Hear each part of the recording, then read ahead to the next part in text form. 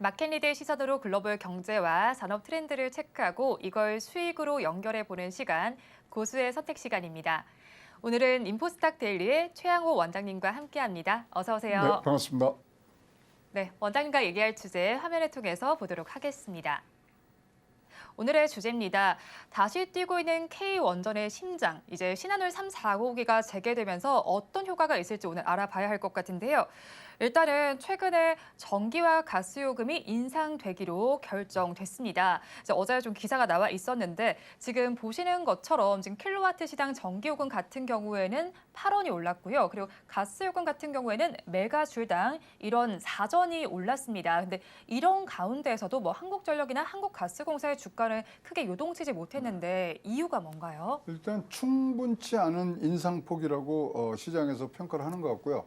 요번에 이렇게 인상을 하면요, 추후 인상이 굉장히 어려워집니다. 그러니까 지금 이것이 이제 누적돼서 모멘텀을 타야 되는데 아직도 지금 뭐 5.5% 정도 이제 인상을 했음에도 불구하고 적자 해소분은 뭐 2조 5천 이 정도밖에 안 되기 때문에 숨 쉴 정도로만 올린 상황. 그리고 후에 지금 올리기 뭐 연말까지 지금 가면서 이것을 다시 올리려는 그런 여론을 조성하는 부분, 이런 것들이 굉장히 어려워졌거든요. 그래서 지금 뭐 재무 상황 고렸을 때 충분치 않은 뭐 인상폭, 숨 쉴 정도로만, 그러면 주가에 대한 상승폭은 굉장히 어렵지 않았느냐 이렇게 보고요.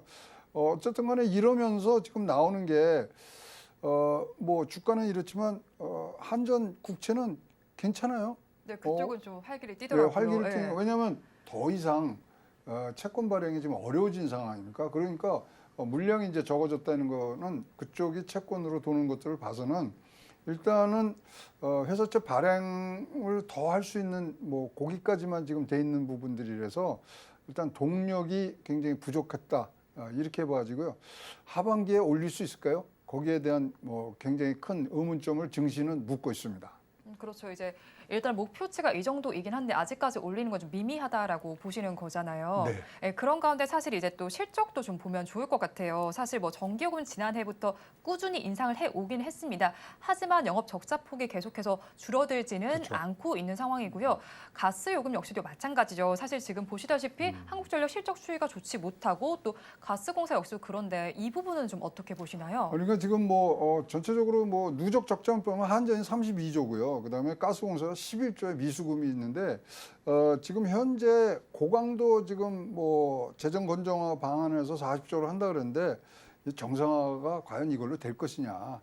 이 부분에 대해서 지금 굉장히 지금 어려움을 말하고 있는데요.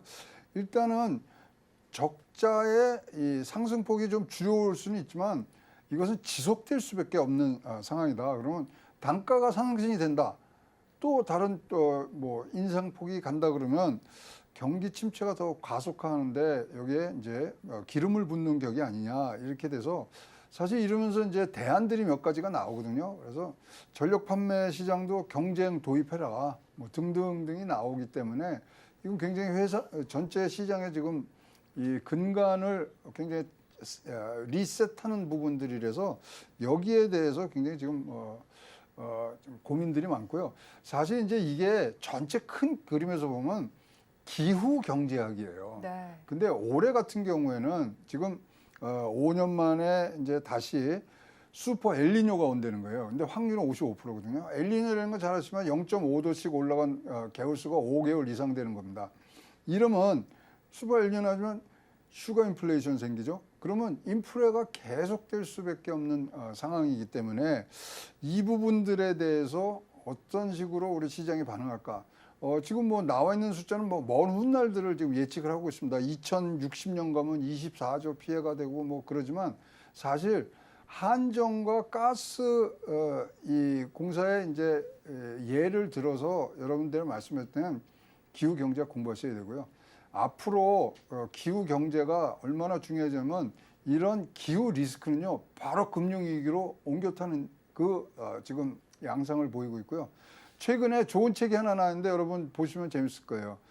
브라질에 비가 오면 무슨 주식을 사요? 브라질에 비가 오면요? 예, 어떤 주식 사야 되나요? 스타벅스를 사야 된다는 거예요. 어. 그러니까 왜냐하면 이제 아무 작황이 안 좋으니까 여기는 이 원두값이 오르고 여기는 이제 마진이 높아진다 그래서 기후와 증시에 관한 이 연관성이 굉장히 많은 연구들이 되고 있고요. 특히 이런 한전이라든가 이런 뭐 기후하고 경제하고도 굉장히 연관된 부분에 대해서는 좀 많은 저서들이 나오기 때문에 여러분 최근에 여러분 공부하셔야 될 게 날씨입니다. 날씨를 그리고 기후입니다. 열심히 공부해야 네. 되나요? 그래서 기후 날씨를 지배하는 자, 증시를 지배한다 이런 얘기들이 왕왕 나오기 때문에 새롭게 여러분 포트폴리오 짜실 때는 이런 기후와 날씨에 관련된 종목들을 좀 넣으시는 것이 향후에 굉장히 좋은 포트폴리오의 시작이 되지 않을까 이렇게 보여집니다. 네, 이렇게 기후가 뭐 경제를 지배한다라고 말씀해 주셨는데 사실 기후 말고 다른 부분도 또 짚어봐야 할 부분이요. 이창양 산업통상자원부 장관이 신한울 3, 4호기 주기기 제작 착수식에서요.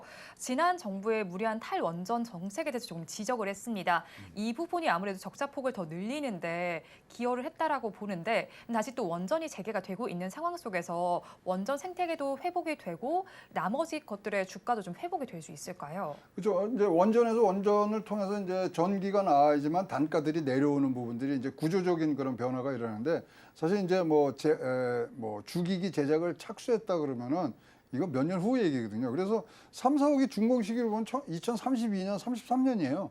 그래서 이것이 직접적인 영향은 안 되지만 우리가 멀리 보고 투자하신다 그러면 괜찮은 방법이지만 하여튼 이제 이것이 다시 착공이 되고 이제 원전이 우리가 잘 알고 있는 전력 수급 기본 계획에 어떤 틀로 들어간다면 이 부분에 대해서의 어떤 주식에서의 반응은 조금 상향하는 부분들로 갈 수 있겠습니다만 그럼에도 불구하고 지금 RPS나 RE100에 대해서 지금 획기적인 그런 조치들이 사실 필요하거든요. 그러니까 뭐 RPS는 아시겠지만 신재생성 에너지 공무 의무화거든요.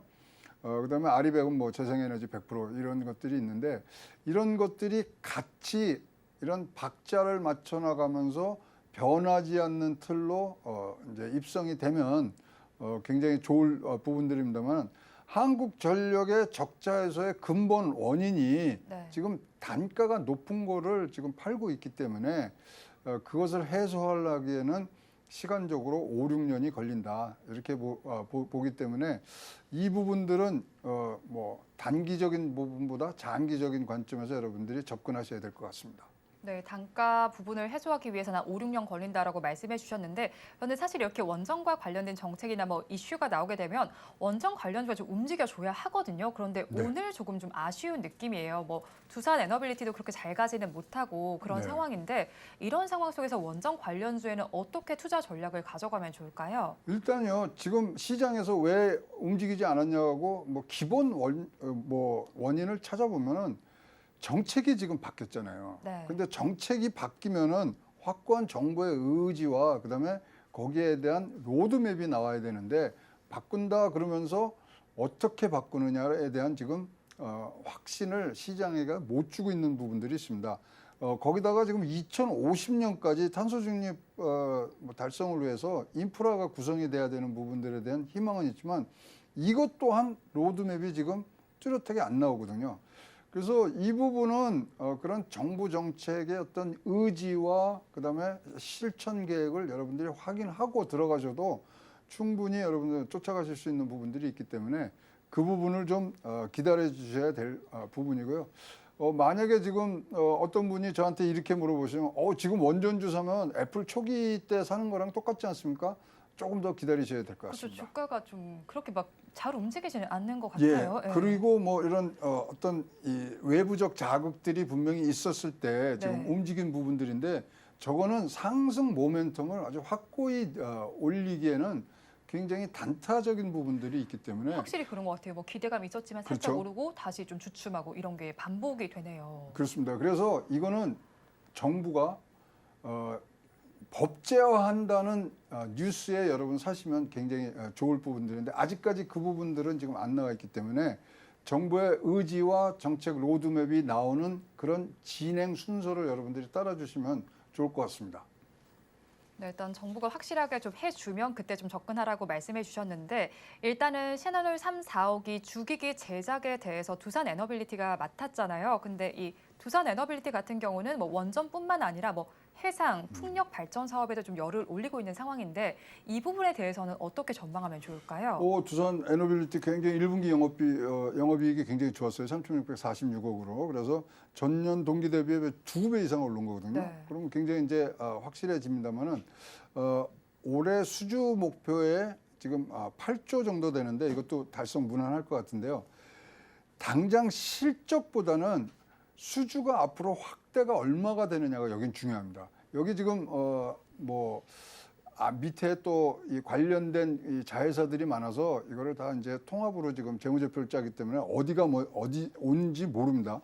그래서 사실 두산 에너빌리티가 지금 최초에 올라갈 때가 언제냐면은 탈원전 정책 폐기하고 그다음에 한미 정상회담 때 올라갔잖아요. 근데 이제 그거는 모두 소화를 한 것 같아요. 시장에서. 그래서 지금 이제 걱정하는 부분들이 뭐냐면 두산 에너빌리티가 과거에 굉장히 힘들었잖아요. 네. 그래서 유상증자를 굉장히 많이 했어요. 그래서 그렇죠. 시장에서 딱 찍고 들어가는 겁니다. 과거에 유상증자가 너무 많아갖고 지금 유통량이 너무 많은 거예요.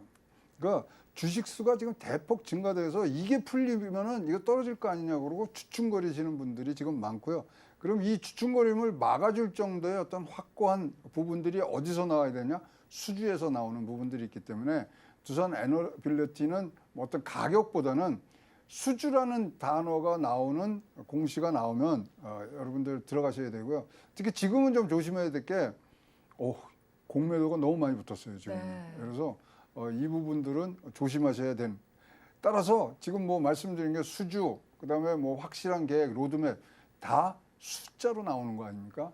그래서 숫자를 확인하시고 들어가야 될 부분이 에너지고 이제 앞으로 증시는 진짜 기후 경제학에 의해서 움직일 수 있는 개연성이 굉장히 많기 때문에 기후 리스크에 대한 공부들 많이 하셔야 될 것 같습니다. 그리고 뭐 여러분께 약속드리는 거는 뭐 틈틈이 기후 경제학에 대해서 증권과의 어떤 연관관계에 대해서는 새로운 시선으로 여러분께 정보 제공을 해드리겠습니다. 네, 일단은 두산 에너빌리티 같은 경우는 숫자에 조금 더 집중해 보라라고 말씀하시면서 뭐 실적보다는 수주를 좀 많이 보라라고 그렇습니다. 말씀해 주셨는데 뭐 이런 가운데 또 해상과 풍력 발전과 관련해서 다른 부분은 좀 짚어볼 게 없을까요? 뭐 거의 아까 통합 재무제표를 지금 짜기 때문에 그런데 일단은 우리도 뭐 2050년까지 지금 뭐 탄소 제로를 한다 그러는데 다 지금 보면요 굉장히 지금 뭐 한다 정도지 이걸 어떻게 한다가 지금 없고요. 그다음에 제일 중요한 거는 우리의 전력 수급 기본 계획이 지금 바뀌어야 되거든요. 이제 그 부분들이 지금 획기적 전환이 아직까지는 눈에 보이지 않기 때문에 이런 부분에 뉴스에 그러니까 소문에 사시는 게 아니라 이런 원전 관련은 여러분 뉴스에 팔지 마시고 뉴스에 사셔야 되는 부분들이 이런 원전 관련된 주의 특징이라고 보여집니다.